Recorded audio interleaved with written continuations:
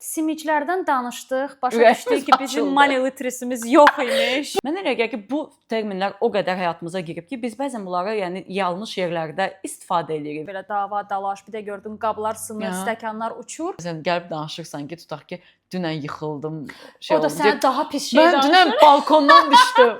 Yaxşı dost, yaxşı gündə tanınırmış. Bizim beynimiz drama ilə təhlükəni ayırd edə bilmirmiş. Səni niprav çıxartmaq üçün 100 dənə justification gətirir və görürsən hamısında mağdur durumda budur. Məsələn də brend Zossilər. Brend. Sizə demişdim də hər şey jurnalist olduğunu. Məsələn, mən son bir həftədə epizoda hazırlaşanda bir neçə dənə belə fikir ağlıma gəldi ki, ən çox maraqlı olan mövzulardır da. Məsələn, münasibətlərdə əldə edənə qədər ki, o həyəcan əldə edəndən sonra bitir, yəni keçir.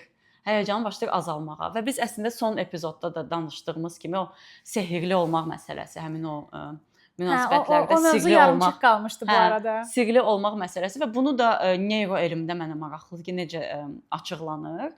Əslində çox normal açıqlanır ki, bizim beynimiz haçan dopamin, yenə biz yəqin ki, həmişə dopamindən danışacağıq, çünki həyatımızın əsas hormonlarından biridir. Bizim beynimiz bir şeyi istəyəndə, bir şey üçün əldə etməyə çalışanda, o məqsəd üçün gedəndə daha çox dopamin ifraz edir. Çünki o dopamin dediyimiz kimi də bizi itələyən hormondur. Gözləmə modunda olanda. Yox, nəsə eləyəndə. Biz elə bil ki, istəyirik, məsələn, universitetə girmək istəyirik də, misal üçün. Sən o dövrdə durmadan dopamin ifraz eləyirsən. Daha çox oxuyursan, daha çox bir şeysən. Sonra sən o universitetə girdiyin an, o xoşbəxtlik anı olur. Təbii ki, orada da belə xoşbəxtlik, eyfariyasını yaşayırsan. Sonra sənin dopaminin ən aşağı düşür. Çünki artıq məqsədinə çatdın və məqsəd bitdi və məqsədsizsənsə, sən ən low-a düşürsən, yəni ən depressiv halıva düşürsən. Və bunu mən özüm şəxsən yadımdadır ki, yaşamışdım. Yəni mənim xarakterimdə var. Bir şey istəyəndə və ona çatmaq üçün getdiyim yolda mən həmişə daha xoşbəxt oluram. Amma ona çatandan sonra bir depressiya başlayır məndə. Və bu münasibətlərdə də bunun belə olması əslində çox normaldır. Mənə elə gəlir ki, eyni anda da sən o qədər ona enerji sərf eləyirsən ki, o yolda o qədər enerji sərf eləyirsən ki, artıq ona çatandan sonra belə bir bədən fiziksel olaraq rest moduna düşür ki, okay, mən artıq bunu etmək məcburiyyətində deyiləm, bitdi, çatdım. O da bəlkə hardasa düşürür. Çünki fiziksel olaraq artıq drained hiss eləyirsən. O belə deyirlər ki, iki cür insan var. Biri var hədəfinə çatandan sonra xoşbəxt olan insan. Biri də var ki, o yolu enjoy eləyən insan. Mənə elə gəlir, sən məsələn özünü necə görürsən? Mən də yolu gedəndə enjoy eləyən kateqoriyaya aidəm. 100%. Bu günlərim Zossi mənə bir podkast önerdi. Mən də ona baxdım. Orada çox maraqlı mövzulara toxunurdular və istəyirəm orada danışılan mövzulardan birini indi sənin dediyin şeyə bağlayım. Kişi-qadın münasibətində main target nədir? At the end bunların bərabər olması, birləşməsidir. Və deyir, onu sən vaxtından tez kişi ilə yaşayanda onun marağı sənə qarşı itir. Deyir, bəzi qadınlar var məsəl üçün, nə qədər kobud səslənsə də, yəni bunu istəyirəm belə lori dildə deyim, qadın bəzən düşünür ki, yataqla kişini özünə bağlaya bilər, amma kişilərdə bu instinkt tamamilə tərsinə işləyir.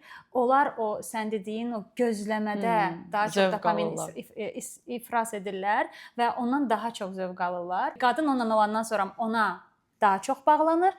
Kişidə isə tam tərsi o soyuma başlayır. Münasibətin elə bil ki, hər hansı bir uzun münasibətlərdə də, situationshiplərdə də, flirtlərdə də o sehirli qalmaq və həyəcanı hər zaman diri saxlamaq lazımdır. Yəni bu evlilikdə də belədir. Əslində mənə bilirsiniz nə maraqlıdır? Yəni sizə də müraciət edirəm, Zossiyə də. Bu gün bu haqqda düşündüm. Deyirəm ki, bizə bu media, nə bilim, son dövrün belə şeyləri, toksiklik, toksik münasibət belədir, sağlam münasibət. Mənə elə gəlir ki, bu terminlər o qədər həyatımıza girib ki, biz bəzən bunları yəni yanlış yerlərdə istifadə edirik və özümüz də anlamırıq ki, məsələn, bu psixoterapevt buna toksik dedisə, deməli toksik münasibət pisdir, sağlam. Mənə elə gəlir ki, bu biraz orqanik bir şeydir və instinktiv gedən bir şeydir. Yəni ki, sən sadəcə kitabda oxudum və belə münasibət, məsələn də hər gün dava qırğınla keçən münasibət toksikdirsə desən, bu da hardasa münasibətlərin dağılmasına səbəb olur və sən intuitiv biraz onu unuduruq da, həm o dəfə dediyimiz kimi evlilik 200 ildir var.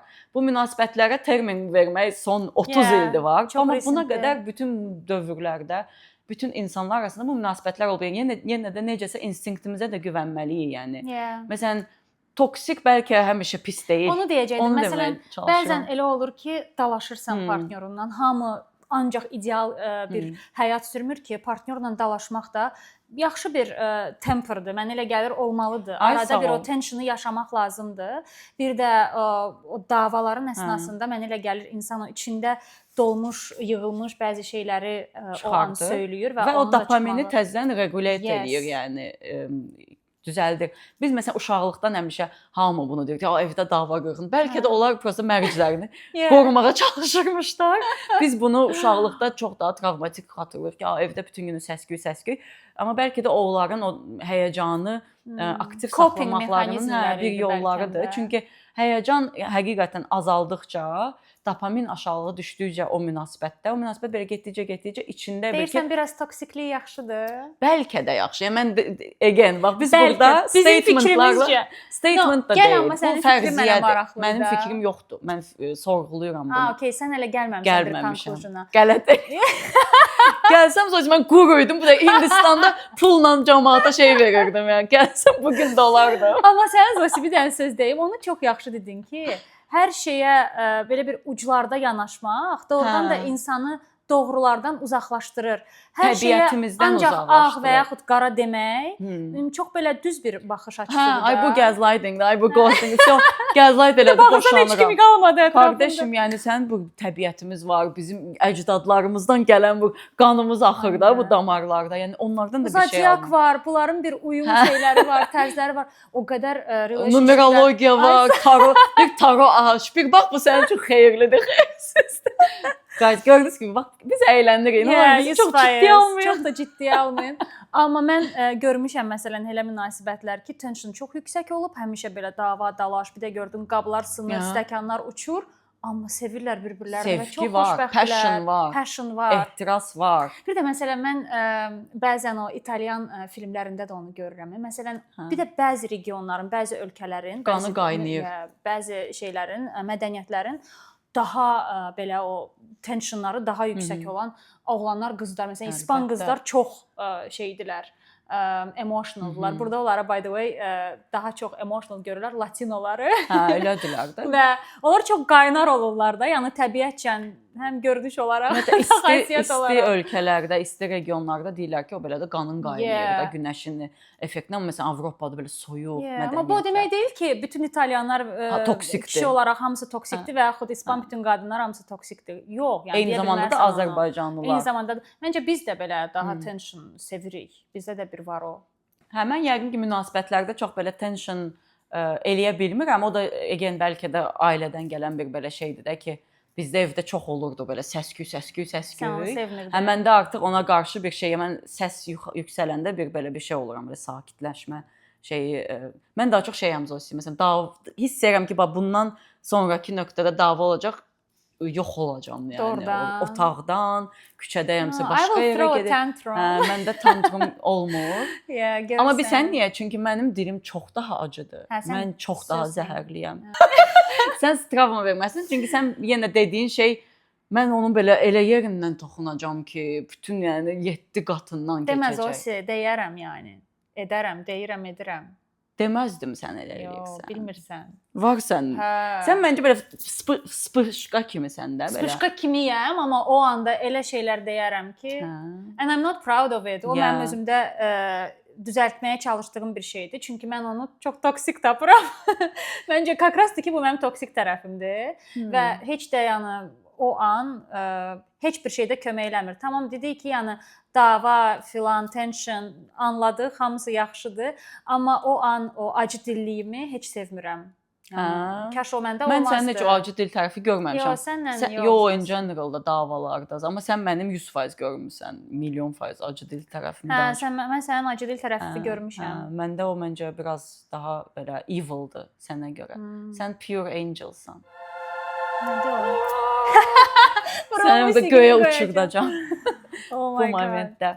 Hə, bir də yəqin ki, bugün münasibətləri belə təzə yaşayan adamlara müraciət edərək onu deyə bilərik də məsləhət olaraq ki, ilk date, məsələn, ilk date davay danışaq. İlk datedə necə olmaq lazımdır səncə? ilk görüşdə? İlk datedə məncə İlk görüşün red flagləri həm oğlan üçün, həm qız üçün. oğlan üçün, məsələn qız üçün qız olaraq əvvəl deyə bilərəm. Məsələn, düşünürəm ki, mən bunu etməzdim və başqa qızların da bunu etməsini onlara tövsiyə etməzdim. Overshare eləmək. Məsələn, gəlmisən ilk dateə və başlayırsan belə hər şey. Bu arada biz ikimiz də overshare edirik. O ayrı bir mövzu. Amma münasibətlərdə yox da, ilk başda yox. Yeah. Amma ilk dateə gedəndə mən düşünürəm ki, danışmaq gərəkməyən şeylərdən biri belə overshare eləmək, gərəkdiyindən daha çox şey danışmaq.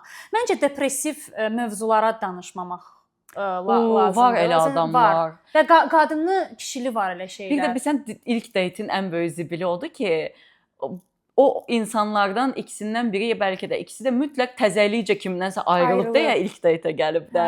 Və onların belə təzə bir belə şeyi var. Və birini otursa söhbət yerində belə döktürmək istəyirsən. O dəfə bir dənə bir intervyuya baxırdım, bir dənə türk aktyorun. O deyir ki, yəni ilk date'ə gəldim və təzəlikcə ayrılmışdım da deyir 3 saat eksimdən danışdım, başladım ağlamağa. Hə, qız mənə deyir, sakin ol. Bax bu oğlanda red flagdır. Və bu təbii ki, ikinci date olmadı. Yəni belə bir münasibətdə ikinci date ola bilməz. Yəqin ki, 100% dramatik yerlərə çox girməmək lazımdır. Overshare eləməmək lazımdır. Ailəm, mənim travmalarım mənə bunu elədilər. Əylənmək, yəni tanış ol, pozitiv tərəfdən özünü göstərmək. Amma bu da Zosi səncə çox aldadıcı bir şey deyil. Biz hamımız təzə münasibətə girəndə, başlayanda özümüzün ən yaxşı tərəflərimizi göstəririk o insana. Normaldır. Hə, və çalışırsan ya. Sonra amma bir yerdə olandan sonra başa düşürsən ki, yox da bu deyil də əslində, başqa biridir. Məncə bu tanımanın bir yoludur da. İnsanı belə-belə tanıyırsan. Və mən red flagdən də başqa ümumiyyətlə fikirləşirəm ki, əgər sən dateə gəlirsənsə, ilk dateə gəlirsənsə, o İlk verdiyi enerjidən də hələ ağzını açmamış belə tuta bilirsən ki, sənin insanındır yoxsa deyil. Məndə məsələn o var. Mən biraz intuisiyama çox güvənirəm və o enerjini hiss elədimsə, bəlkə də şans verirəm ki, okey, o travmalarından belə danışsa, bəlkə red flag kimi gəlməz, çünki enerji tutur. Bir də o var da Zosi, məsələn birindən çox xoşun gəlir və sən onunla date'dəsən. İstəyirsən babavın travmasından saatlarla sən danış. Mən saatlarla dinləyirəm. Demək ki, nəymiş? Biz əvvəl insanı içimizdə bəyənəndən sonra deyə bilərik ki, nə red flagdır, nə red flag deyil. Çünki red flag olan bir şey çox da hələm into olmadığın insanda görmərsən, olsa da orada sən ona belə red flag kimi bir label qoymarsan. Amma hələm o qədər də marağın yoxdursa, prosta getmisən baxmağa, xoşuna gəlir, gəlmir, o ilk aşamada ələnəcək. İkinci date'də olmayacaq. Yəni ki, o dərəcədə ondan belə kimyavız tutmayıbsa belə də. Ona görə oğlanlarda da sən dediyin kimi, məsələn, o gələr mənə dərdini falan danışar. Ay, yəni ki, yox, heç oralı deyiləm. Mən ilk mənə qəkrasdır ki, maraqlıdır onun şən tərəfləri.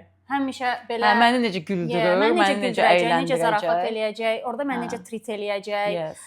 Gentleman deyil, o da çox önəmlidir.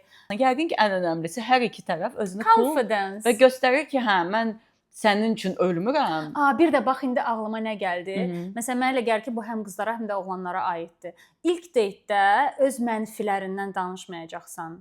Məsələn, qadınlar var ki, nədənsə ümumiyyətlə judge eləmək üçün demirəm, hamımız həyatımızın hansısa dönəmində üzərimizdə olan nəyinsə kompleksini yaşamışıq və qadın var və məsəl üçün nə bilim burnunu çox da bəyənmir və güzgüyə baxanda ilk ancaq o burnunu görür və onun o qədər insecurity'sini yaşayır ki, qarşı tərəf də onu görməsə də elə bil burun haqqında bir mən də məsələn burnumu əməliyyat elətdirmək istəyirəm. Oje diqqət getdi buruna və burun əməliyyat olunmayıbdı. Burun çirkindir, qız burnunu bəyənmir. Oje belə bir şey yaranır. Ona görə öz mənfilərinizdən də danışmayın. Məncə nə qadın, nə kişi öz mənfilərindən danışmamalıdır. Çünki o insan bəzən heç fərqində də deyil. Onun üçün sənin izüminkan ola bilər o mənfi. Yes. Insecurity də, yəni in general yəqin ki, ümumiyyətlə yəqin ki, qarşıdakı insana sənin özünə olan sevgin keçir. Yəni mən ona inanıram. Sən özünə hər kəs istəyir ki, biz özümüzdə də, yəni ki, oğlanlardan gözlədiyimiz odur ki, bir özünə sevsin, özünə güvənsin ki, mən də onun yanında özümü güvəndə hiss edeyim. O da o qarşındakı da insan onu gözləyir ki, yəni bu adam özünü sevsin ki, mənə takılıb qalmasın da. Yəni ki, o enerji, bir queen enerjini 100%. daşımaq lazımdır o görüşə ki, deyir, yəni mən özümlə o qədər xoşbəxtəm ki, sən varsan, yoxsan problem deyil, onun da sənə daha çox həyəcanlanacaq. Kəsinliklə. Amma belə elə onu ola bilər ki, elədir. Yəni bəlkə də amma o poker face o qədər önəmlidir. O ilk münasibətlərin başlarında, Slavyan baxışı, burada Amerikada ona Slavyan baxışı burada deyirlər. çox populyardır Slavyan qadınların o baxışları. Ya ki bizdə də var o Bizdə baxış, də var, yəni 100% bir küçədə belə şey görürsən, it sifətlə görsən. Hə, yəni ki onlara diqqət eləmək məncə də bunda bir xeyir var, bunda ziyan yoxdur. Məsələn, nə eləsə ikinci deyətə 100% uca getmərsən. Hə, mən bayaq onu deyirdim ki, mən məsələn diqqət mənim üçün önəmlidir ki, hər iki tərəf bir-birinə eyni qədər diqqət eləsin. Məsələn, mən bir şey danışıram, o mənə qulaq asmır və sonra eyni şey soruşdusa, yəni bu adam deməli ancaq bura gəlib özünü show off eləmək, mən beləyəm, mən eləyəm, məndə bu var, məndə o var. Bax bunu çox yaxşı dedim. Bu da çox böyük red flagdır. Elə insan var ki, oradan da ora göstəriş üçün gəlib, özünün nə qədər cool olduğunu göstərməyə gəlib və bax bu bir show. Yəqin ki, ən gözəli o görüşdə abstrakt ideyalardan danışmaq. Bizi qızlar da, oğlanlar da izləyir bilirəm. Ona görə hər iki tərəf üçündür bu. Yəni daha çox belə ümumi mövzular, çox belə özünü biraz belə iş intervyusu kimi də olmasın da. Mən falan yerdə işləmişəm, falan qədər maaşam. Onlar çox turn off eləyən bir şeydir. Səncə ilk deytdə yəni gedib kofe içmək lazımdır, yoxsa belə chill olmaq üçün gərək biraz alkoqol alasan? Məsələn, hansı mövzulara danışacaqsan? Допустим, yəni demirəm, kofe içərək də insan maraqlı vaxt keçirə bilər, amma bir rahatlıq da verir də alkoqol. Mən də düşünürəm ki, alkoqol içənlər aramızdakı ən ideal date mənim üçün də orada ən azından bir qədər şərab olmalıdır ki, sən rahatlayasan, chill olasan, belə üstündə o pressure olmasın, təzyiq olmasın. Və o pressure olmayanda insanın əsl elə bir üzü belə deyək çıxır üzə. Ən rahat halı olasan. Yəni kofe içib sən daha da belə şey olacaqsan da, davleniyan zadın qalxacaq, daha da stressli olacaqsan. Ehtiyac yoxdur. Chill, sakitləşdirən şeylər. Yaşıl çay. Yaşıl çay, hə. Valeriyanka içikən mən deyəcəkdim. Biz cəmaatı nəyə hazırlığıq bəlli deyil. Amma gözəl. Okey, ilk deytdən sonra səhərsi gün necə olur kommunikasiya? Necə olsa düzgündür? Good morninglərlə başlamalıdır. Bu gün nə yedim olmalıdır? Baxır sənin yaşı var. Sən 20-lərindəsənsə, sən yəqin ki, o yazışma filan həyəcanlandırır səni. Amma sən 30-larındasansa həmişə belə gülməli reellər çıxır. Oğlan belə yazıb, sabahın xeyir, necəsən? Bugün necə oyandın? Evə gedəndə xəbər elə. Nə qız da oğlan bu boyda paraqraf yazıb da, qız da belə bir cümlə yazır ki, mənim bunu oxumağa vaxtım yoxdur. Mənim vaxtımı buna şey eləməyə. Ona görə yəqin ki, amma mənim yadımda da 18-19 yaşlarında o mesaj gününü, yəni işıqlandıran şeydir o sənə gələn mesaj. Amma yəqin ki, 1 yaşdan sonrasınızsa bu arada bax, biz bir dəfə demişdik bunu ki, bəzən olur hansısa mövzuda danışırıq, sonra o mövzuya baxanda, o videoya baxanda deyirik, ay da kaş burada bunu da deyərdim, kaş burada bunu da deyərdim. Biz bundan əvvəlki epizodda situationshipdən danışanda Love at First Sight-a gəldik, çıxdıq və Zosi dedi ki, yəni okey də, Love at First Sight mən inanmıram. Çünki kimi at first sight ola bilər, attraction at first sight ola bilər, amma love yox da. Yəni bir dəfə gördüyün insana gəlib mən sevirəm demirsən. Və o məsələn bəlkə hiss olaraq da ola bilər, amma yenə də gedib deməzsən də ki, mən səni sevirəm. İşte mən fikirləşirəm ki, bu yaşa görə dəyişir. Məsələn, o şeyə baxanda Zosinin sözlərini analiz elədim. Dedim, okey, makes sense, amma eyni zamanda da başa düşürəm ki, 20-lərinin, 25-dən sonra, даже 20-lərində belə heç kim ilk gördüyü qıza gedib demir də, mən səni sevirəm. Bu biraz daha uşaqsıdır, niyyət? Uşaq olanda biz onu eləyirdik. Həm uşaq olanda, həm də bizdə mən onu əslində o romantik tərəfdən demirdim, şey kimi deyirdim. Bizdə var, toyda qızı gördü.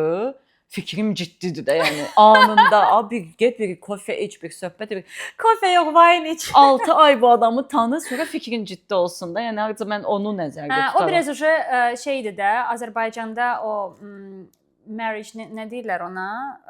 Məntiq, yox, şey evliliyi, tanışlıq evliliyi, nəsə qohum əqrab. O evlənmək üçün prosta targeti odur ki, evlənin, fərqi yoxdur. Nə qız olacaq, necə qız olacaq. O evlənəndən sonra bir çoxlarının zaten Başlayıb normal tanımağa. həyatları da heç dəyişmir. They just continue living their best life. Orada da bir dənə fiqur var. Ay, sağ ol. Evləndim, evli, mutlu, çocuklu. Bir də bu gün internetdə qabağıma çıxan bir təzə terminlərdən biri oldu. Okay. Mən çox sevirəm. Biz birdən-birə başlamışıq şey kimi, vokabul, lüğət kimi hər gün təzə terminlə gəlirik. Özümüz də öyrənirik sayənizdə. Sayənizdə biz də öyrənirik. Çünki biz baxdıqca yenə təzə terminlər çıxır. Yeah. Bu gün məsələn təzə bir termin öyrəndim. Bu da yeni dövrün terminidir. Diktum. Burada yuxarıda yazaram o sözü. Deməli, özü diklik eləyən, Okay. yəni dikliyi də Azərbaycan, yəni özü cındırlıq eləyən, Mən deyəcəydim eləyən. özü cındırlıq eləyən, excuse my French, amma sonradan özünü bu situasiyanın Jертва kimi. victim dediyimiz, yəni o qurbanı, yəni dictum sözü, yəni dick plus victim də. Elə şeylər o I love qədər it. çox var, elə insanlar o qədər çoxdur. Çox maraqlıdır ki, adətən victimlığı da o Diklər diklər eləyir. eləyir. Necəsə. Connection burada budur. Amma bu haqqda Zosi danışaq da oradan da. Danışaq Zosi. Ümumiyyətlə victim psixologiyası haqqında, qurban psixologiyası Yeah. haqqında danışaq. Bax nə qədər mən özümdəki mənfilərdən bunu misal gətirə bilərəm də. Nə qədər çalışsam da insanları mühakimə eləməyim filan. İnsanlara da məni cringe edən bəzi şeylər var ki, mən bunu dəyişə bilmirəm. Yəni nə Bilmirsən. qədər otursam belə, ay yo mən bundan daha yuxarı olmalıyam, insanlar mühakimə. Mən o qurban psixologiyası ilə İstədiyinə nail olan insanlar. təzədən gəlin burada da yenə həssas mövzu olduğum bir şey eləyək, ayrım eləyək. Var həqiqətən hansısa bir situasiyanın qurbanı və bu Yeah. böyük bir travma yaşayıb, böyük bir başına fəlakət gəlib və bunun qurbanıdır da, nə bilim, zəlzələ qurbanları falan. Yəni qurban Yeah. psixologiyası biz qətiyyən inkar etmirik də. Amma biri də var ki, diktum eləyir. Diktum psixologiyası. Çurban psixologiyası. Qurban, çurban. I like it.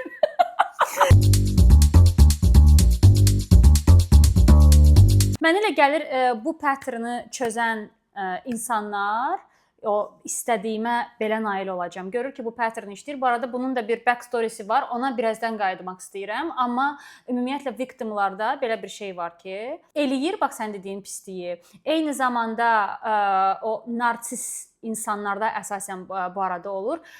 Özünü güya öz vulnerability-sini göstərir hansısa an. Güya o 2 dənə slizinka pustit eləyir. Onlar onu da eləyirlər. Görürsən ki, həm səninlə dalaşır, həm də oradan göz yaşları şey eləyir, axıdır. Səni niprav çıxartmaq üçün 100 dənə justification gətirir və görürsən hamısında mağdur durumda budur. Bu günlərin biraz belə araşdırma apardım özüm üçün. Ümumiyyətlə başa düşdüm ki, hansı növ, hansı tip insanlar adətən victim kimi özlərini aparırlar. Deyir, neglect olunan uşaqlar, hansılar ki, Tərk o olunan, sevgini sevgi. yetərincə görmürlər uşaqlıqda. Onlarda elə bir neçə kateqoriyaya bölünürlər. Bəzilərində özgüvənsizlik əmələ gəlir. Ona görə onlar victim deyillər. Onlar həqiqətən victimdilər. Çünki o qədər özlərinə güvənmirlər ki, hər situasiyada özlərini jертва kimi görməyə öyrəşiblər.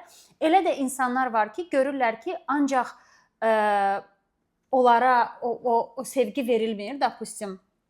Hansısa manipulyasiya ilə məsələn gözlərinin yaşlarını axıdır, hansısa növlə o yolla özünə diqqət cəlb eləyir. Görür ki, bu pattern işləyir. Uşaqlıqda onun beynində oca qalır ki, okey, istədiyimi istəyib almayanda göz yaşları axıdacam, alacam. Bunlar oca diktimlərdir. Sosin dedikləridir. Ona görə o özgüvəni, həqiqətən də özgüvən problemi yaşayıb victim pozisiyasında özünü göstərən insanlar həmən görsənir. Sən orada başa düşürsən ki, bu insan sadəcə olaraq özünə yetərincə dəyər vermir. O artıq özlərində işləyib onu dəyişməlidir. Amma o birisi manipulyasiyadır.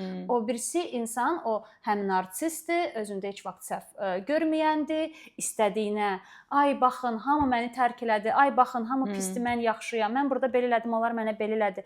Bir də maraqlısı odur, sən o diktimlərə çözümlə gələndə onlar o çözümü də görmək istəmirlər. Sən deyirsən məsələn, okey, bu belədir, sən bunu belə çözə bilərsən. Yox, sən deyir bunu bilmirsən. Bu da belədir çünki başqa bir şeyə görə. Hər şeyə bir justificationları olacaq.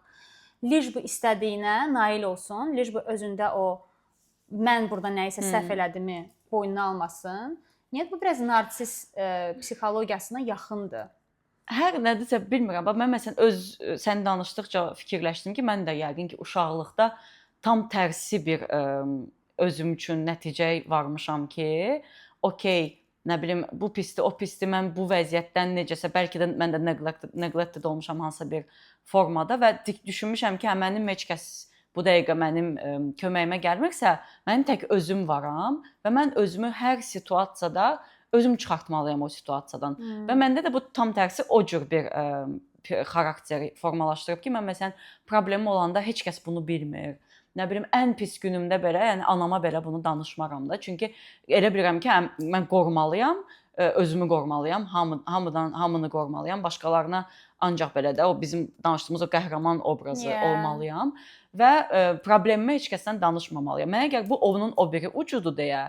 Mənə də problemi olanda bu problem haqqında da çarşaf-çarşafda türklər demiş. Yəni durmadan bu narrativin içində özünü yaşadan və ətrafına bu narrativin ancaq yansıdan və heç bir halda orada bir mənə ilham vermir də o insanlar ki, yəni sənin daşıdığın bu həyatda enerji elə ay mən qurbanam, hər şey pisdir, məndə hər şey pisdir.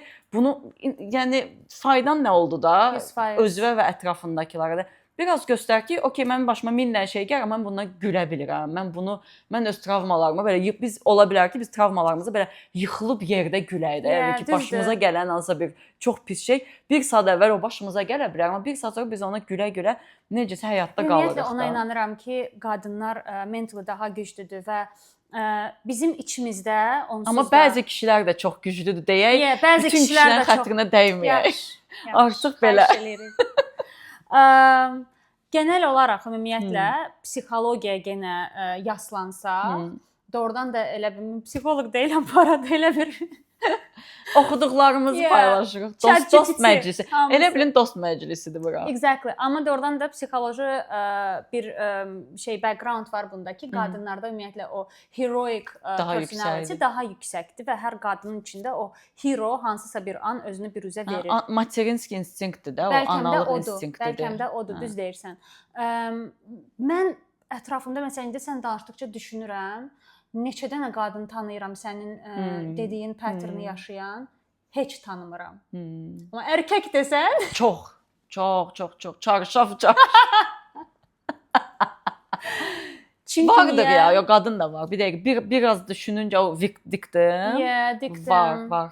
Qadınlarda da var o belə over dramatize eləsində başa düşdün yaşadığı balaca bir şeyi. Baxırsan ki, okey, hamı nəsə yaşayır, amma onunla, yəni həyatdakı tək səni təmsil edən şey sənin o travman olanda orada bir işıq yoxdur, bir qaranlıq bir yerə aparır o enerji. Sadəcə olaraq düşünürəm ki, qadın olaraq biz belə bir şeyləri daha rahat overcome edirik, elə bil daha tez öhdəsindən gəlirik deyə düşünürəm. Nə qədər də zəif gender sayılsaq da. İzbalovunluq, yəni ərköyünlüklə əlaqəlidir. Məsələn, ailənin tək qızları bəlkə elə olur, çünki orada başqa bir oğlan da tutaq ki, olmayıb deyə daha çox kaprizli böyüyüb, daha ərköyün böyüyüb filan və o queen enerji ilə məsələn necə yəni mənə pis bir şey oldu. Bir il ancaq odur mövzu. Egocentrik məncə qadınlar da var, o egocentrik belə tiplər. Bir də o pis necə tiplər var. Zosi bir dənə də bununla bağlı reel görmüşdüm. Oturub ona nəsə danışırsan, məsələn gəlib danışırsan ki, tutaq ki, dünən yıxıldım, o da sənə daha pis şey danışır. Mən dünən balkondan düşdüm. Ay da yəni imkan vermir ki. O üstün söhbət psixologiyası var. Onu məsələn qadınlar da eləyir. Amma elə qadınlar da tanıyır. Ümumiyyətlə o Azərbaycanda məncə daha çox var. Mən bizim məsələn mədəniyyətdə onu çox görürəm. Bir şey deyirsən, ondan daha üstün bir şeylə gəlir sənin yanına. Yəni ki, sən daha üstün ki, belə bir mübahisə gedir. Mənimki daha üstündür. Mən daha çox şey yaşadım. İmkan vermir də ki, sən dünən yaşadığın belə validation vermir sənə. Yox, vermir və yenə də spesialni belə daha da ən pis anlatılmayacaq şeyini belə danışır ki, tək ki səni o şeydə belə keçsin də, competition level'a gəldi sən. Hər şeydə competition var. Yox, mənim deyir, atam bizən nə yaşayır? Atasının özəlini niyəsə anlatdı. Təki belə ki, yəni bu ortamın şeyi mən olum. Mən səndən daha pis şey yaşamışam. Asolist mənəm, başa düşdün? Valla biz heç kəsi maraqlı. bəyənməyəm. Kim bilir bizdə nələr var Zosi belə. 100%. Bu arada bizdə bir şeylər görürsünüzsə yazın. Açıq Deyin də, nə olar bizdə. Konstruktiv kritikaya açığıq. Açığıq və sevirik konstruktiv Bəli, kritikanı. boş-boş kritika yox, onları biz boş veririk. Bu arada onları da yazırsınız. Judge eləmirik, oxuyub keçirik, amma konstruktiv kritikaya həqiqətən də açığıq. O bu drama kim daha dramatik şeyə bəlkə bağlayaq. Dostluqda yaxşı gün, pis gün dostluğu məsələsi. Bu yaxınlarda biz özümüzdə bunu danışmışdıq. Yeah. Və biz öyrəşmişik də ki, yaxşı dost pis gündə tanınar deyiminə. Dost pis gündə tanınar deyiminə və bu yaxınlarda belə öz aramızda danışırdıq və bir neçə insanla danışmışıq bunu, onların da fikirlərini almışıq və belə qənaətə gəldik ki, akazmuçka. Yaxşı dost yaxşı gündə tanınırmış. Bax bu da kstati bunu jертвaya necə bağlaya bilərik? Çünki niyə yaxşı gün yaxşı dost yaxşı gündə tanınır? Çünki pis gündə tanınmağa nə var? Bir insandan daha üstün pozisiyada olanda, daha heroik hiss eləyəndə, daha cool pozisiyada olanda zəif insanın yanında olmaq daha asandır. Əlbəttə, çünki sən yenə də validation alırsan. Özünü validate eləyirsən. Onda falan şey çox pisdir. Məncə bunu insan beyni də eləyir. Məsələn, biz niyə belə ən dramatik filmləri izləyirik, ən belə fəlakətləri? Deyirik ki, heç olmasa məsələn məndə bu baş vermir də, yəni nə bilim də Sirina qatili qurbanı deyiləm də ən azından filan və belə o neqativə bizdə insan olaraq maraq var. Bir də dramaya maraq var. Mən bu gün onu da oxudum neyro elmlə bağlı ki, niyə insan beyni dramaya daha meyllidir, nəinki normala. Deyir ki, çünki məsələn belə oturmuşuq səninlə söhbət edirik, adidə sənə danışıram ki, getdim bugün kofe içdim, cimə getdim, itimlə oraya. Sən ona belə qulaq asırsan, belə backgroundda qulaq asırsan. Sonra birdən olsun, sonra filan kəsi gördüm və əri bilsən nə dedi? Səndə o an beyninin bütün lampaları yanır və o da niyəymiş? Çünki bizim beynimiz drama ilə təhlükəni ayırd edə bilmirmiş. Və drama da ona təhlükə siqnalı verir. Məsələn, tutaq ki, düşünək o qəbilə insanları da. Məsələn, orada bir heyvan gələndə sən təhlükə, alert olur beyin.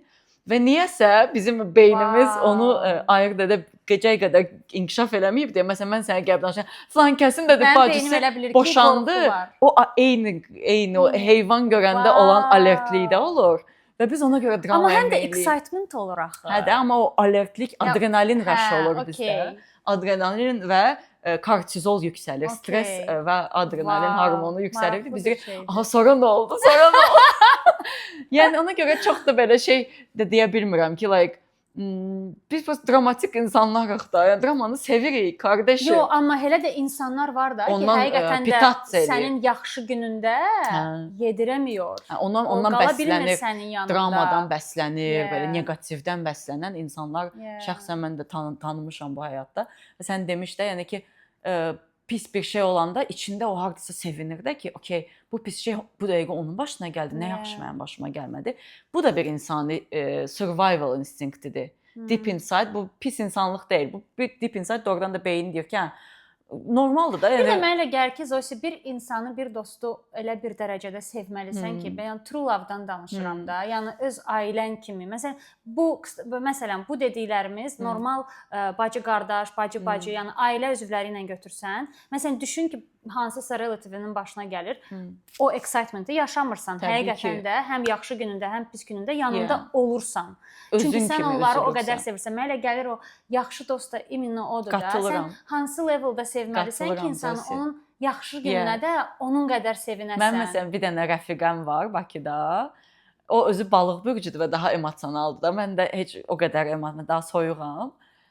Elə olub ki, biz onunla ikimiz bir yerdə olanda mən çox travmatik bir şey yaşamışam ya da dramatik bir şey yaşamışam da.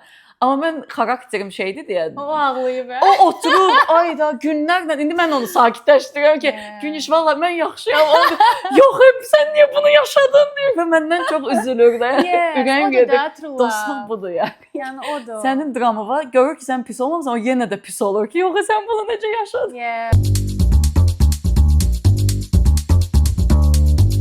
Bir də məsəl üçün o dostluqlarda bir dənə də şey var. Məsələn, bir də sosial şəbəkənin belə involvementı bəzi dinamikaları dəyişir. Dostluqlarda təzə trendlər yaranır. Təzə trendlər yaranır. Məsələn, elə insanlar var ki, oturur həqiqətən də takib eləyir ki, mən bax şəkil paylaşdım. Kim mənim şəklimi like elədi, kim ona komment yazdı, kim onu repost elədi.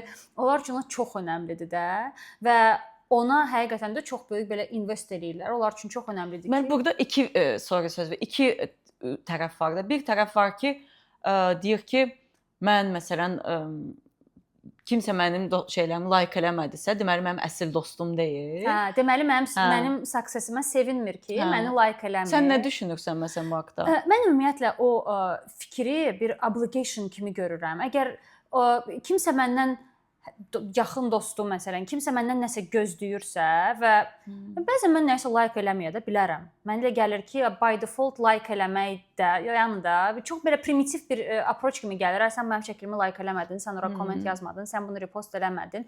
Ki mən ümumiyyətlə yaxınlarım, dostlarım onları yeni proyektə başlayanda dəstəkləməyi sevirəm. Amma nəsə də eləməyə bilərəm. Heç vaxt elə bir gözləntim də yoxdur. Məsələn, Zoysiler podkastına başlamışıq. Mən bir dənə dostuma götürüb yazmamışam ki, bax mənə bir dənə like elə də, mənə bir dənə komment, heç kimə yəni. Elə bir gözləntim yoxdur. Kimə həqiqətən də maraqlıdırsa, onu eləyə bilər. Mən bir dənə nə yazıram? Məsələn, bu da ayrı bir mövzudur. Bunu da mütləq danışarıq ki, bizim insanların public, yəni ictimai rəy yazma kompleksi kimi bir şey var.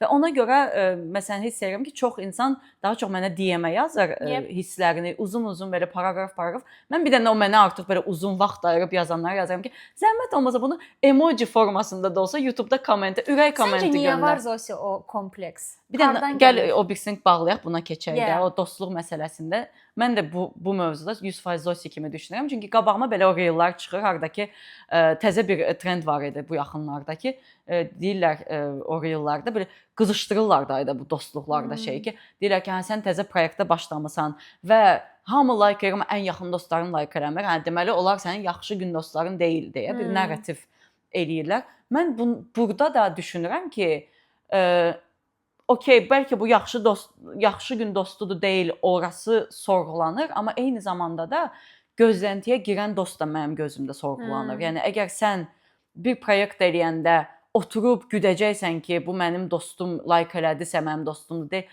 Mən onun da dostluğunu soruşdum. Deməli sən də ona qarşı səmimi. Onda oradakı hər iki tərəfdən səmimilik mənim üçün pozulur da və həqiqətən biz elə dövrdə yaşayırıq. Hamının həyatı, işi, gücü, ailəsi, nə bilim də, yəni immiqrasiyası, osu busu çox normaldır ki, sən nə isə qaçıra bilərsən. Bilirsən Zosi, elə bir situasiyada olur ki, bəzən görürsən ki, kimsə purposely support ignore eləməyə çalışır sənin elədiyi. Onu da görə bilirsən məsələn.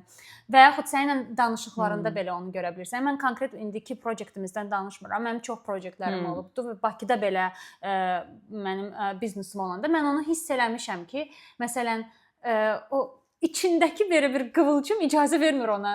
Əlbəttə. Yaxşı, xoş bir söz deməyi belə özünə icazə vermir məsələn. Məsələn, bunu yaxşı elədin, bu xoşuma gəldi.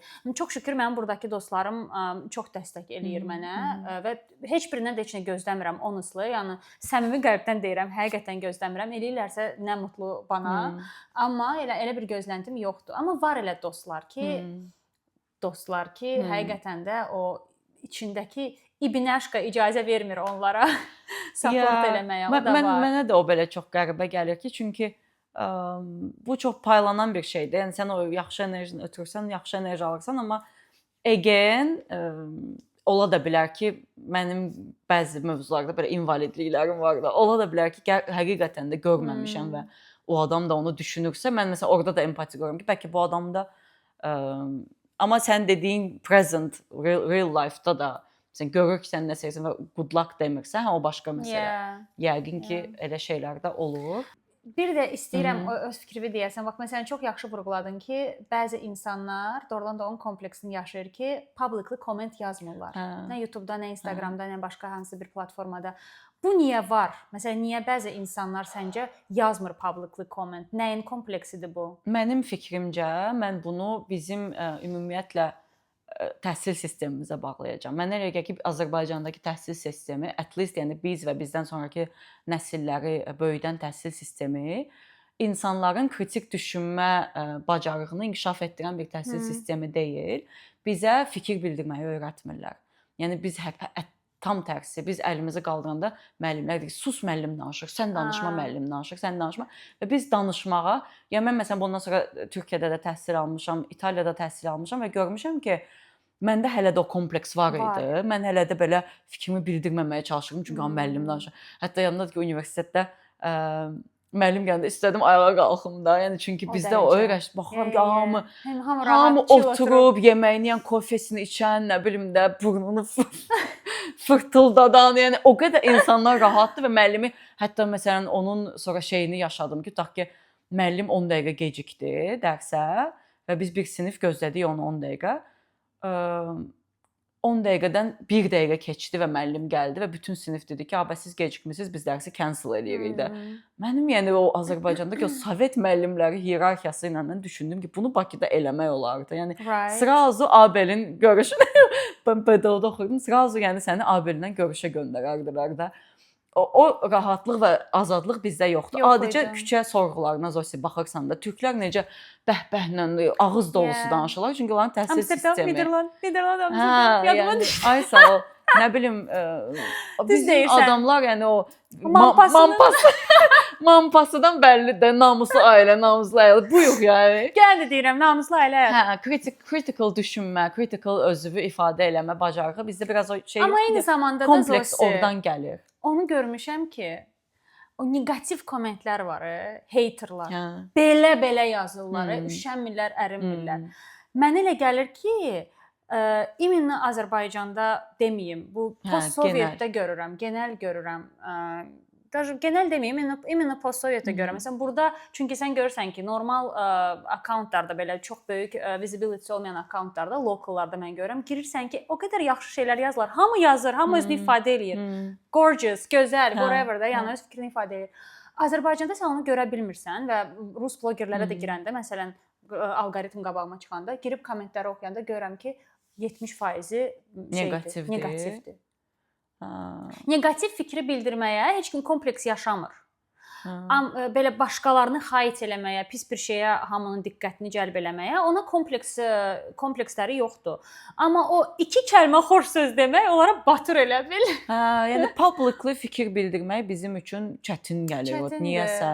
Tim belə yaxşı fikir bildirmək vayniyə çətindir. Bilmirəm, bəlkə çətin də gəlir. Bəlkə kimisə həvəsi olmur, kimisə tələsir, bilmirəm. Yox, mən bilirsən, çətin həyatdan da ola bilər. Bəzi Azərbaycandakı blogerlərini də görmüşəm ki, o məhz buna dedicated reels falan paylaşırlar ki, insanlar bizə DM-ə yazır, nə bilim, insanlar DM-ə uzun-uzun yazmağı tərcih edirlər. yazırlar, mən də yazırlar. Çox xoşdur bizə o feedbackləri almaq, o ayrı bir məsələ. Amma niyə məhz o fikirləri publicly bildirmirlər? Azərbaycanda blogerlər də buna şey eləyir, yəni şikayət edirlər ki, insanlar postoyanla private DM-ə yazırlar, amma ora yazmırlar. Ya, bilmirəm, yəqin ki, elə sən demiş, industriyanın inkişaf etməməsi ilə də bəlkə əlaqəlidir. Deyir bəzən, tipa, чтобы başqa kimsə görməsin ki, mən bu blogerin altına komment yazmışam. Güya mən onu follow eləmirəm kimi. Yəni bəzi şey, bilmirəm, bu stereotiplər hardan gəlir.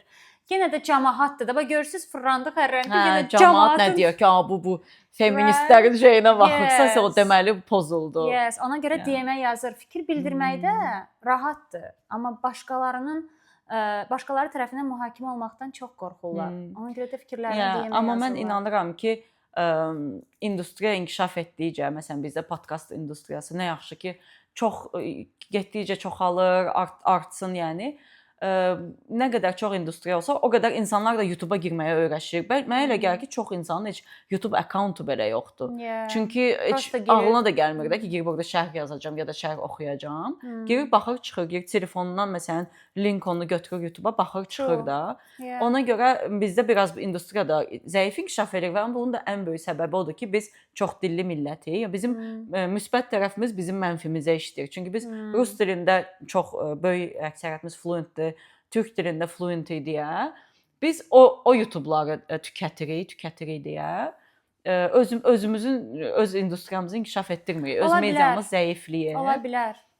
Hə, ona görə ya, amma istəyirik ki, bu inkişaf eləsin. Ona görə də burada əziyyət çəkirik. Dillərimizi qarışdıra, fikirlərimizi qarışdıra çalışırıq ki, nəsə eləyək də bu ölkəmiz üçün. Bizim ölkəmizdir. Oradan çıxmışıq. Və bir də tək biz deyil, yəni hansısa bir kontentə baxırsınızsa, yerli bir kontentdirsə, həqiqətən bəyənirsinizsə, həqiqətən o haqqda fikriniz varsa, yazın. Yəni doğrudan sizin üçün bəlkə bu heç nə ola bilməz. Məsələn, bir podkastda başlayandan sonra bunun nə qədər önəmli olduğunu mən də sonradan Görürsən, biz özümüz də bəlkə də tükətirik və yazmırıq. Mən məsələn özüm şərh yazan insan deyiləm. Mən də deyiləm. Mən saatlarla xarici kontent, yəni rus intervyularına baxım. Heç vaxt ağlımın ucundan belə keçməz ki, girim ora komment yazım. İndi fikirləşirəm mən də. Mən maksimum komment yazıram dostlarıma, tanışlarıma, amma heç vaxt public şeyə fikir vermirəm. Çünki komment yazmaq da bir şey, necə deyim, skill kimi bir şey formalaşır səndə. İllərlə ya komment yazırsan ya adam var ki, heç vaxt mən məsələn heç vaxt komment yazmıram, ancaq amma komment oxumağa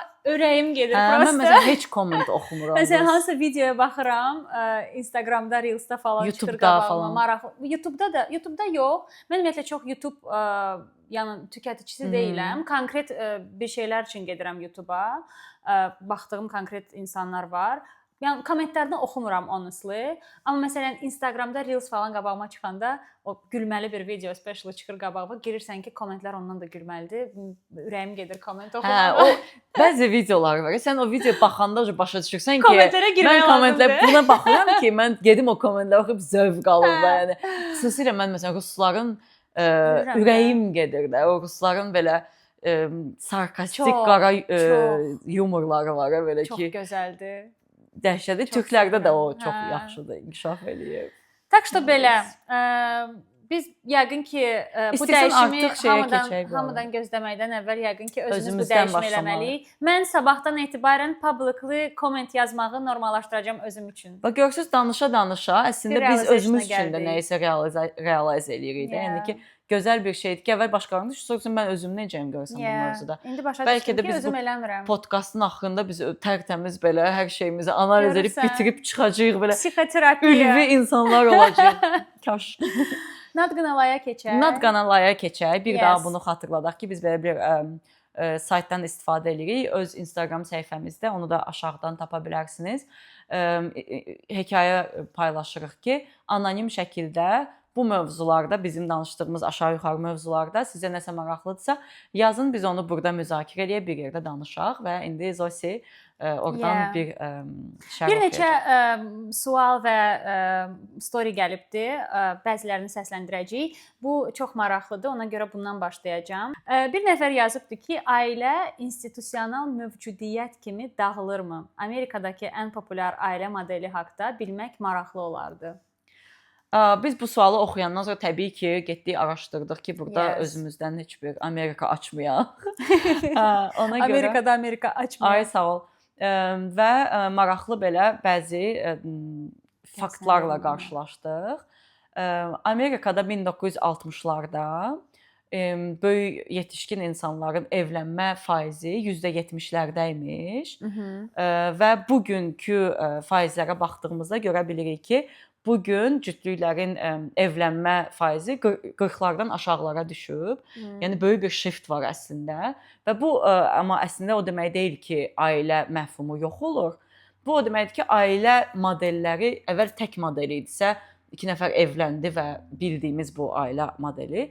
İndi sadəcə fərqli bir neçə modellər var. Onlardan biri insanların bir yerdə yaşamasıdır və heç bir evlilik, qrajdanski brak. Heç bir evlilik şeyi eləmədən və sonuna kimi elə yaşayan insanlar var da, yəni Amerikada da, dünyada da ki, biz bir-birimizi sevirik. Qolu çəkmirlər, onlar ona elə bir kağıza qarşıdılar da, elə bil ki, o imzaya qarşıdılar və bu böyük bir əslində shiftdir də, yəni ki, və biz maraq üçün girib Azərbaycanda da baxdım.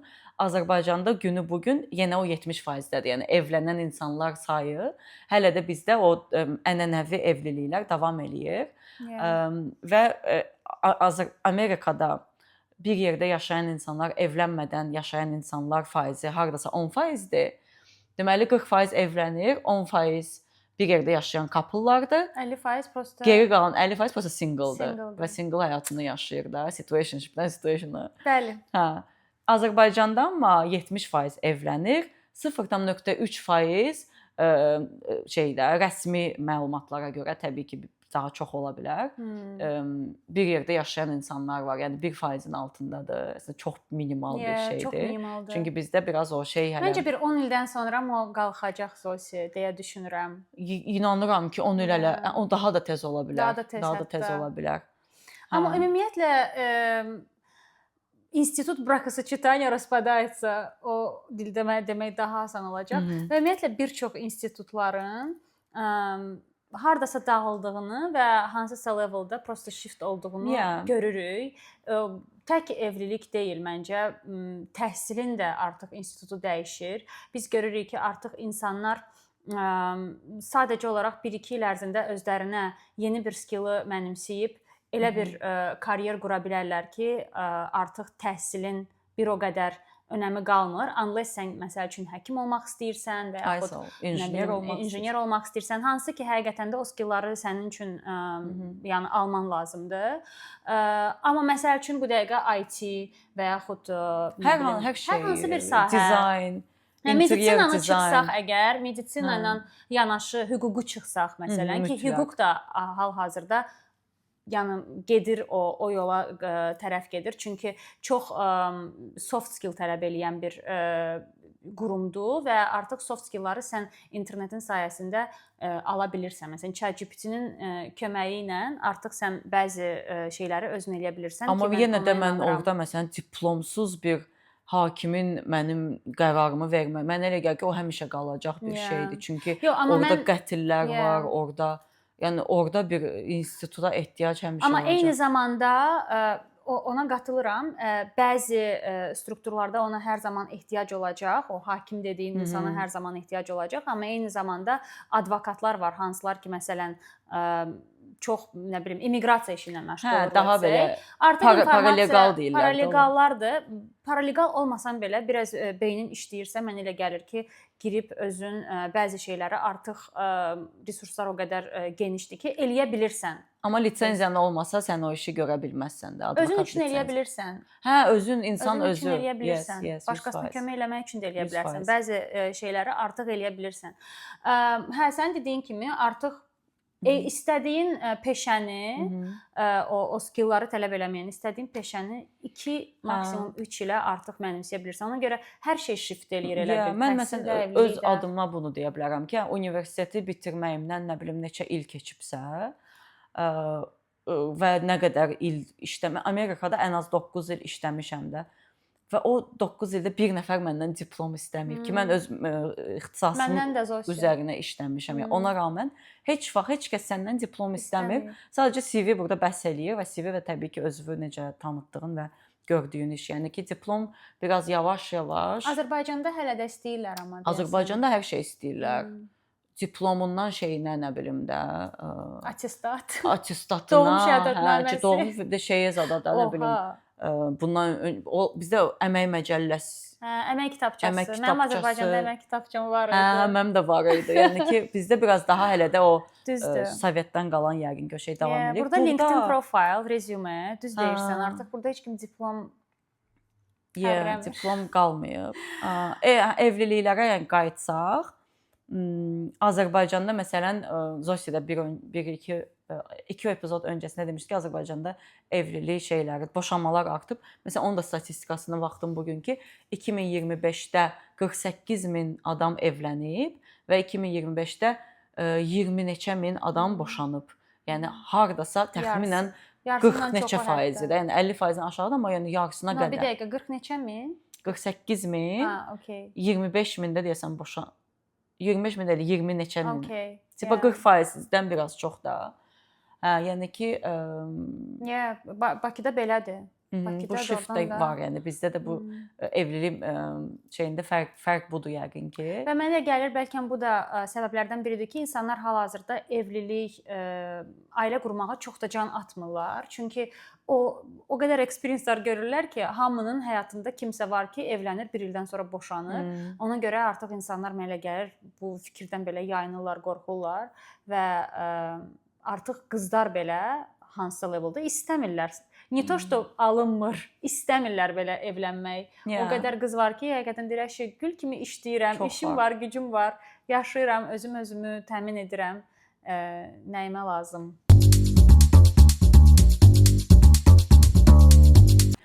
Deməli biri yazıb ki, mən biri ilə 8 dəfə görüşə dəvət alıb və görüşüb, sonrasında isə bütün bunların heç date belə olmadığını eşitmişdim. Hətta görüşlərdən ikisində o mənim yaşadığım şəhərə gəlmişdi. 8 saat var idi aramızda. Qeyd edim ki, biz dost deyildik. Əvvəldən elə görüşmək üçün yazmışdı mənə. Ona görə açıq soruşmaq lazımdır deyə qeyd edir. Mən belə başa düşdüm ki, 8 dəfə görüşüblər və oğlan yanı ki, sonra deyibdi ki, yo bu date deyildi, mən səninlə sadəcə görüşürdüm. Bu biraz o şey məsələsidir. İki tərəfdən biri buna ümid bəsləyir ki, burada bir şey var, amma qarşı tərəf sadəcə zaman keçirmək üçün. Amma mənə çox maraqlıdır ki, görüşmək nə nəzərdə tuturuq? Yəni burada sadəcə oturub çay içmişik, yoxsa bir şeylər mi olub? Çünki o çox dəyişir mövzunu. Yəni bir şəhərdən başqa şəhərə sadəcə çay içmək üçün gəlibsə, inanmıram ki, öncədən düşünməyib date-ə gəldiyini. Çünki bu artıq bir commitmentdir mənim gözümdə. Ola bilər ki, yəni 8 dəfə o görməli idi ki, başa düşsün ki, siz onun adamısınız, yoxsa yox. Qatılıram. Yəni mən də yəqin bəzilərinə get çatır. Yəqin ki, mən də onu oxuyanda, yəni öz şeyimdən, perspektivimdən elə gördüm ki, qatılıram, siz də özünüz də orada o nəticəyə gəlmisiniz ki, hər şey öncədən sonra, yəni o qədər enerji sərf etməyə həqiqətən dəyib dəymədiyini, amma o da biraz risklidir. Biz indi nəyi sualını tez vermək də biraz risklidir. Məncə siz heç nə itirməmisiniz. Yəni hər cür siz 8 date-ə getmisiniz öz fikrinizdə və bu da bir təcrübədir. O ödəyibdi bütün date-lərin pullarını. Yəni bu parka getmək də ola bilər, heç bilmirik də orada date nədən, bəlkə muzey gəzmisiniz Avropada. Mən 8 saatdan Avropa hiss elədim. Yəni 8 saat train. Niyə elə bir conclusion'a gəldin? Bakıda hara bu Gəncəyə gedib 8 saat train. Well, you don't know. Krasny Most'a gedib. Avropa deyəndə fikirləşdim, yəni biri məsələn Berlində olub, biri Praqada olub, whatever. Yəni qalxıb onun yanına gedib ki, 8 dəfə görüşüblər, amma qızın belə böyük ümidləri olub. Amma hər halda yəni ki, bu yaxşı bir şeydir ki, o dəqiqələr baş verir. Uzaqdan baxıb bəyənib, həmən gəlib səni sevirəm deməyib, deyib bu tanıyım. Bu sağlamdır. Yəni biraz long distance-də belə başa düşdüm relationship. Yəni relationship deməyim də, bu bir situationship. Bu daha çox oğlan tərəfindən bir situationship kimi olub. Qız amma gözləntiyə girib ki, bu bir datingdir, amma adı qoyulmadığı üçün o da haqsız deyil, bu da haqsız deyil. Yəni oğlan da əslində faktiki bir yanlış eləməyib. Yoxsa oğlanların da tərəfində ola bilirik. Bəli. Küsməyim. Yenə də iki tərəfli bir şey oldum. Bir mübahisəyə girməyə hazıram hal-hazırda. Nə mənada? Okay. 8 dəfə gəlirsən görüşə. 8 saat yol fət edirsən. Sənin adamın olmadığı başa düşərsən 2, özünü öldür 3. Yəni bu qədər də dami olmadı. Elə fikirləşirsən. Of course. Məncə 8 ildə də anlamaya bilərsən qarşındakı sənin adamındır yoxsa yox. O böyük bir şey kimi gəlmir sənə.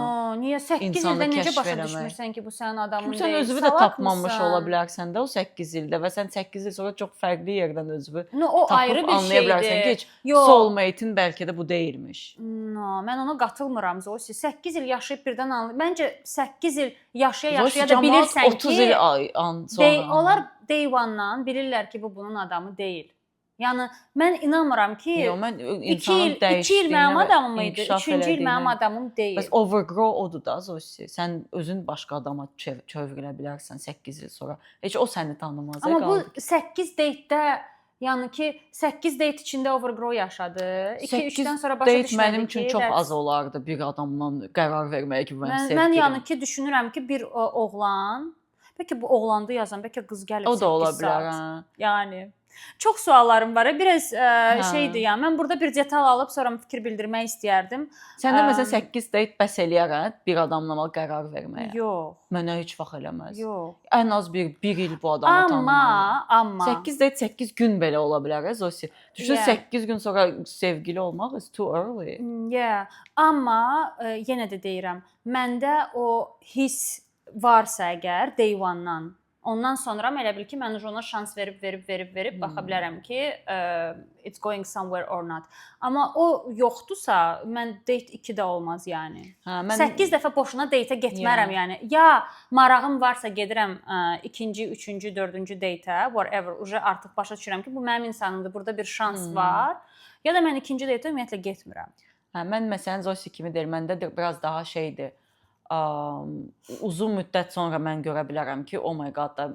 Çünki fərqli şeylər yaşaya bilərsən də. Sən biri ilə bir uzun münasibətdə ola bilərsən, sonra başqa birinə aşiq ola bilərsən də və bunu heç cür kontrol edə bilmirsən və anlaya bilərsən ki, yox da, yəni ki, mən indiyə kimi başqa biri olmamışdı deyə bunu sevirdim filan. Yəni çox fərqli ssenarilər mənə elə gəlir ki, insanın başına gələ bilər və tez qərar verən insan deyiləm mən bir insanla bağlı. Yəni uzun müddət lazımdır mənə başa düşüm ki, hər situasiyada onu görüm, yaxşı gündə, pis gündə, nə bilim də, boring gündə, bir yerdə yaşayım. İnsandan o kliki almırsan, aldığım adamdan ayrıla bilərəm sonrasında. Yəni o adamla da o dövrlük kliki almışam da, sevgili olacaq qədər. Bu deyir ki, 8 dəfə gəlib, amma bilməmişik ki, biz bu akaziyada qız elə bilibdi ki, bu date'di, o yəni məncə qız, bilmirəm. Hər halda düşünürəm ki, qız yazıbdı. O fikirləşib ki, bu date'di, o isə deməyibdi ki, bu date'di. O da bəlkə dost kimi görüşüb də, o da çox normaldır ki, vaxt keçirmək üçün simpatiyası olub bəlkə. 8 gün görüşüb o insandan, sonra da qız artıq deyəndə ki, biz yəqin ki, sevgiliyik, oğlan ya da tərsdən. O da ki, yox, bu sevgililik deyildi, bu dostluq idi məsələn. Again, it really depends orada nələr baş verib. Orada nələr baş verib çox önəmlidir. Biraz bulanıqdır. Keçirik növbəti storyaya. Bir nəfər yazıbdı ki, red flag 2. Dünya görüşünün olmaması, kitab, film, yazıçılar və s. soruşanda bilməməsi, kültürsüz herif. Nə düşünürsəniz o şey? Red flag'ı odur, hə, o insanın. Yəni bir red flag olaraq yəqin ki, hansısa leveldə bunu görə bilərəm, amma mən düşünürəm ki, hamı eyni şeyləri sevib, eyni kitabları oxuyub, eyni filmləri baxıb, eyni nə bilim futbol komandasına balet eləməməlidir. Bu bəzən ola bilər, bəzən olmaya bilər. Hə, ola bilər sizin maraq dairənizdə olmayan bir kitab, film və yaxud nə bilim başqa bir şeyə maraq göstərir. Bu onu mənim üçün kültürsüz etmir. Çünki ola bilər ki, sadəcə olaraq başqa yerdə daha kültürlüdür, amma bu mövzularda bəlkə gəlmir. Amma again, bu red flag olaraq bəziləri üçün ola bilər. Yəni bunu da mən judge eləmirəm. Mən yəqin ki, buna şey kimi baxıram ki, baxır nə üçün?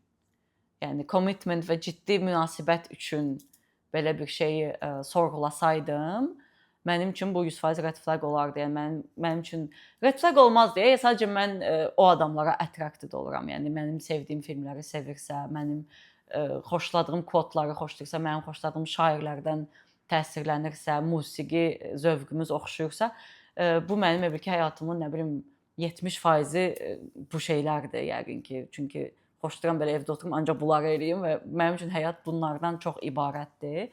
Onları paylaşmaq mənim üçün ən önəmli şeydir. Yəni onlarda eyni filmləri izləməyəcəksə biz nə edəcəyik də? Yəni o mənim üçün önəmlidir. Amma bir situationshipdirsə, sən o adamla sadəcə gedib nə bilim 3 həftə gəzəcəksənsə, onunla kültürü, amma yenə də sapioseksuallıq önəmlidir mənim üçün. Yəni mən onu bir daha başa düşürəm ki, hətta onun hansı kitabı oxuyub oxumamağı da önəmli deyil. Onun qurduğu cümlələrdən belə məncə anlaşılır onun hansı leveldə savadlı və ağıllı olduğu.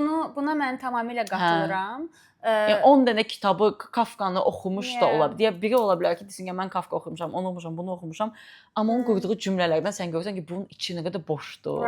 Heç nə yoxdur bu insanın içində. Bəlkə ona görə mənim üçün bu həmən red flag deyil. Çünki bizim maraq dairələrimiz fərqli ola bilər. Biz fərqli şeylərə maraq göstərə bilərik, amma çox ağıllı ola bilər və o zəkası ilə. Hə, o daha önəmlidir, amma yenə də zövq məsələsi. Bir nəfər də yazıbdı ki, bu arada yəqin ki, biz son mövzumuz red flag olubdu və ona görə əsasən red flag haqqında yazıblar. Bir nəfər də yazıbdı ki, red flag simik kişi. Qatılıram.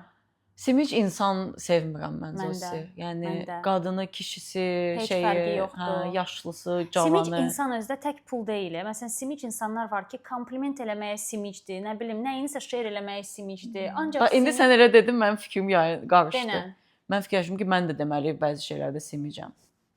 Sən kompliment eləyirsən. Yox, mən məsələn zamanımı kiməsə xərcləməkdə simiclik eləyə bilərəm. Hə. Normaldır yəni. Amma yəni ona okeyəm. Kimsə məsələn Yəni əgər simicliyi ancaq pulla ölçəcəyiksə, ki məncə simiclik ancaq pulla ölçülmür, amma indi biz red flag deyəndə, simic kişi deyəndə ilk beynimizə pul gəlir. O 100% red flagdır və yəni bir kişiyə simiclik yaraşmır məncə. genderless düşünürəm ki, heç kəsə simiclik yaraşmır. Yəni dostlarımda belə, nə bilim də, qohumumda, yaxınımda belə o simicliyi hiss etdiyim an, belə yəni ki nə bilim ya, pul o qədər. Mən də heç sevmirəm. Söhbət puldan da getmir. Yenə də deyirəm, simic insanlar var ki, bəs pulda simiclik desək. Pulda simiclik mən sevmirəm. Mən sevmirəm. Yəni ki, sən demiş nə qadın, nə kişi olur ki, məsələn, olmur, yəni mənim başıma gəlməyib. Thanks God ətrafımda simic insan yoxdur. Mənim var. Sənin var. Yəni bilirsən, məncə burada şeydə pulunu manage edə bilmək məsələsi, finansal zəka. Məsələn, məndə o yoxdur. Ona görə mən fəxr eləmirəm simic. Yox, bəzi insanlar Zosi, o finansal zəkadan getmir. Səni gic yerinə qoyur. Məsələn, gedirsən, допустим, harasa hesab ödəyirsən. Kartım evdə qaldı, sən ödə, sənə göndərərəm, getdi o pullar, bir də gəlmədi. Başa düşdüm. Yəni ki, mən sevmirəm elə şeyləri. Yox, özün üçün şey ol yəni, simic, özün üçün yığıcı ol, simic ol. Who cares? Amma məsələn, couplesız axı.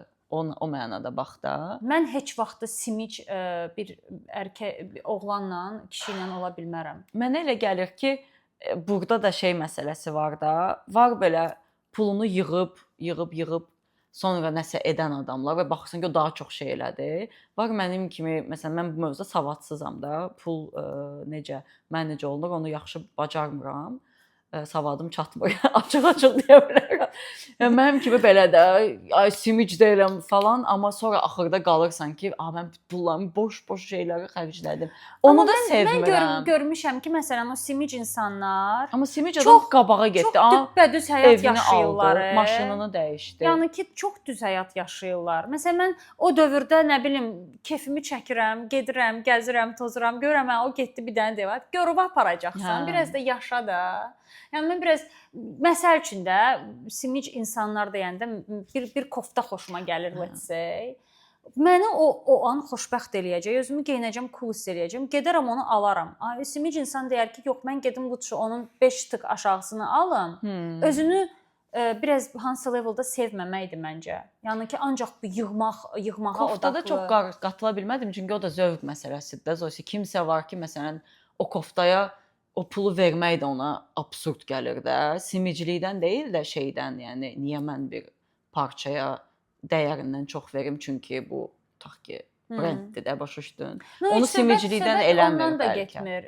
Söhbət o brendlikdən də getmir. Brend olmaya da bilər. Yəni simic insanlar var. Məsələn də brend Zosilər. Brend.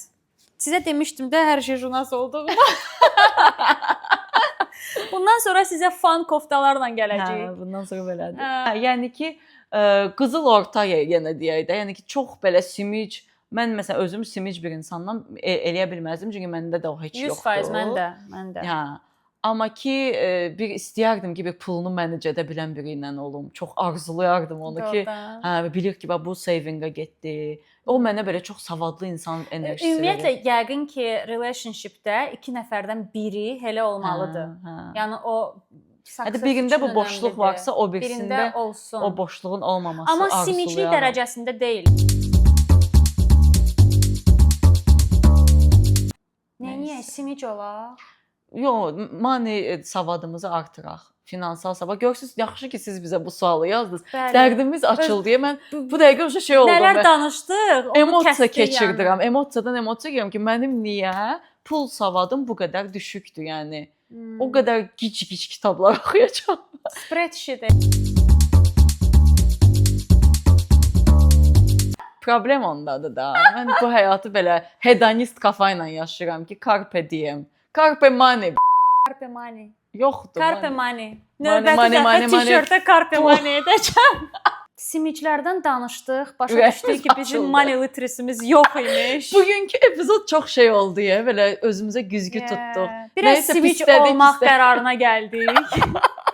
Bundan sonra dışarıda kofe içmək yox. Yoxdur qardaşım. O kofe evdə dəmlənəcək. Var da evdə maşın var. Get Hər o şey- kofeni elə iç Hədəsə də. o maşınları da almışıq, o xərci də. Niyə Biz gedirsən elə ancaq gündə xərc çəkək. 6-7 dollar Hə. ancaq kofeyə pul verirsən. Yanında da Oatmeal latte. Hə, no. Kahve içmədən uyanamıyorum. Siz bizim niyə dərdlərimizi təzələdiniz? Ya mən o Heç Netflixə nə gedirəm o pulu spreadsheet verirəm. eləməyə. Zosi, mənim YouTube subscription'ım 2 dənədir. Oh my Biri god. laptopda, biri televizorda. Mənim Netflix subscription'ım 2 dənədir. Niyə Zosi? Çünki idiotam, money literacy'm yoxdur. Mən yanıram bu xarakterim. Mənim biri gəlsin, mənim pullarımı mənə ödəsin. O qədər pulum var, bilmirəm necə mən. Nəysə, bu Ay. şirin olmayan nöqtədə bəlkə də bu gün söhbət Çox bağlayaq. depressiv nöqtədə bağlayacağıq bu podkastı, amma bu arada siz necə money literacy-niz var, yoxdur? Bu haqqda da yazın. Nə olar deyin də yoxdur. Biraz özümüzü rahat hiss edirik ki biz bu işdə tək deyilik.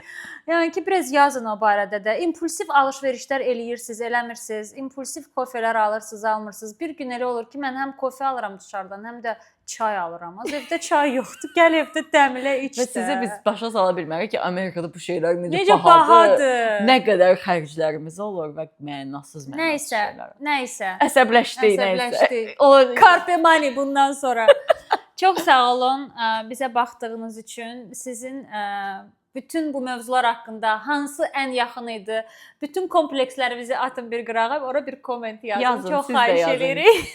özünüzlə bağlı hə. Həyatımda birinci dəfədir nəsə istəyirəm. Zosimizi, audiensdən. Zosiləri qırmayaq. Xahiş Yazın, eləyirik, fikirlərinizi yazın. paylaşın və Subscribe olun bizə. nədir Azərbaycan? Bizə abunə olmağı unutmayın. Hə, abunə olun, o da bizim üçün çox əhəmilidir. Çünki baxan insanların böyük faizi abunə deyil və bu bizim bir də məsələn əgər siz bizə bir neçə nəfər yazır ki, Spotify-a yükləyin, Spotify daha rahatdır dinləmək. Spotify-a keçməyimizi istəyirsinizsə və siz də gələcəkdə bizim bizi şərtimiz var. gələcəkdə daha rahat bizi dinləmək istəyirsinizsə, YouTube-umuzda subscription'ımız artdıqdan sonra, abunə sayımız artdıqdan sonra biz bütün epizodları Spotify-a podkast formatında yükləyəcəyik. Amma onun üçün bizə lazımdır ki, nə siz burada abunə düyməsinə basasınız. Basın ora. Və əgər uzun-uzun komment, şərh yazmağa halınız, vaxtınız yoxdursa, bunu da çox başa düşürük. Bir emoji belə buraxsanız ora. Bu gün məsələn bu mövzuları danışmışıq deyə o qanadlı dollar emojisini ora qoysanız, biz həm biləcəyik ki, siz sona kimi bizi izləyirsiniz və bəyənirsiniz. Bu arada sevinəcəyik.